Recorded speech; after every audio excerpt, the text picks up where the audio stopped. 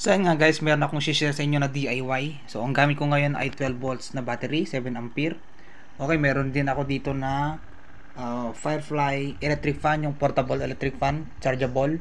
Okay guys, so nasira na yung kanyang battery, hindi na siya gumagana. So ang ginawa ko guys, kinat ko yung kanyang connection papuntang motor. Then dinaan ko dito sa kanyang battery controller. Ayan guys, papunta yan dito sa 12 volts battery. Dadaan dito sa controller. Tapos ibabato niya dito sa fan. Okay guys, ang maganda dito guys, yung supply ng fan ay 3.7 volts. Okay, gamit ito. So kayang-kaya niya itong dalhin dahil may controller tayo dito. Yan guys, kung gusto mong palakasin yung kanyang fan, so i-adjust lang natin, ikot yan hanggang 100 po yan.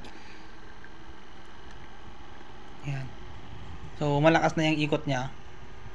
So ang kagandahan guys dito, kahit 3.7 volts ang kanyang motor, kayang-kaya niyang dalhin dahil meron itong adjuster.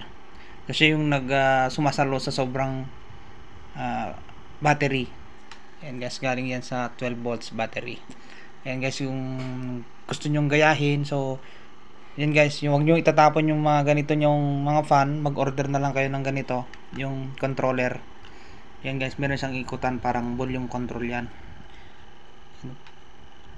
Gamit ito kapag brownout, emergency.